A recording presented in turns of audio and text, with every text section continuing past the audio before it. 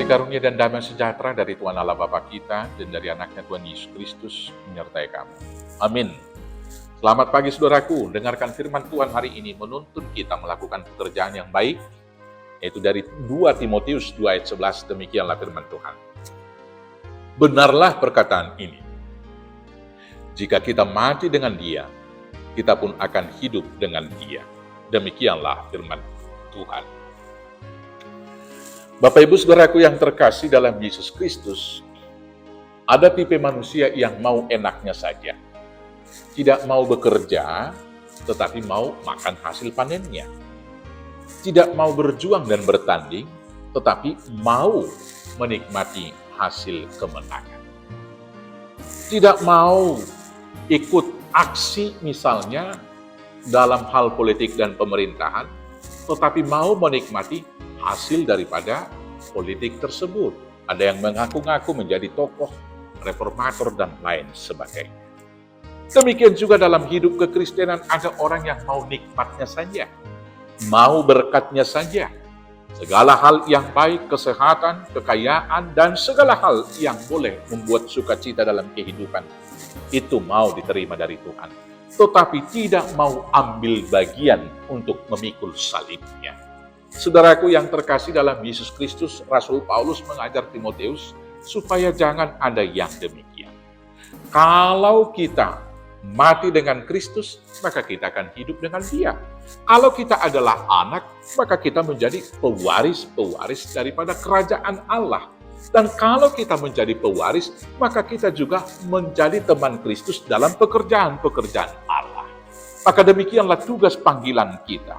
Maka sekarang, kalau Tuhan sudah memanggil kita menjadi anak-anak Tuhan, kita harus ikut bersama-sama memikul salib kita. Apakah yang kita lakukan? Yang pertama sekali, menyangkal keinginan kita.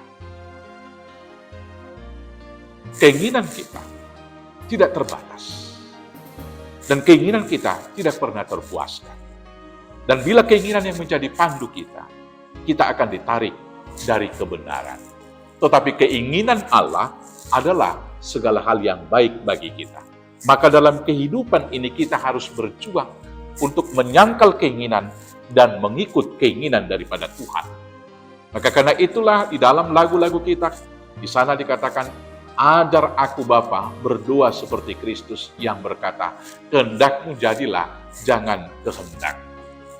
Demikianlah kita dalam kehidupan ini, yang kemudian ketika kita mengikut Kristus, diikuti dengan konsekuensi berbeda dari dunia. Perbedaan sikap moral kita yang pertama, bila dunia cenderung membenci, maka pengikut Kristus harus mengasihi. Dan mengasihi itu butuh perjuangan, karena kadang-kadang ditolak, kadang-kadang dicela, kadang-kadang dicaci, kadang-kadang dimaki dan lain sebagainya. Tapi mengasihi adalah tugas panggilan umat Kristen. Dunia membalas, mata ganti mata, gigi ganti gigi. Tapi kita pengikut Kristus adalah mengampuni dengan berkata, ampuni mereka Bapa, sebab mereka tidak tahu apa yang mereka perbuat.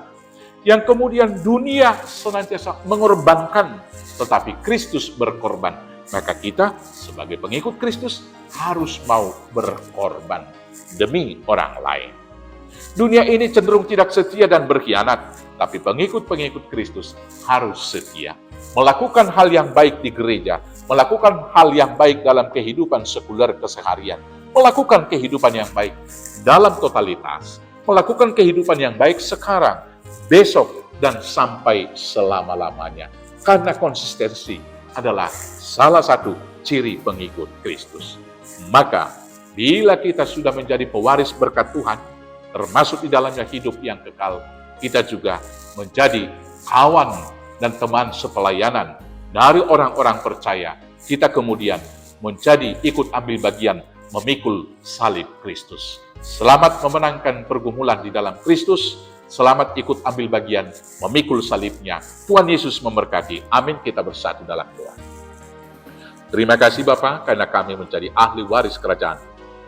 Tapi kami juga ikut bersama menanggung beban, memikul salib Kristus di dunia ini. Maka kuatkan, mampukan kami melakukan tugas panggilan itu hanya di dalam nama Yesus Kristus Tuhan Juru Selamat kami yang hidup. Amin. Selamat beraktivitas. Tuhan Yesus memberkati. Oras, oras, oras.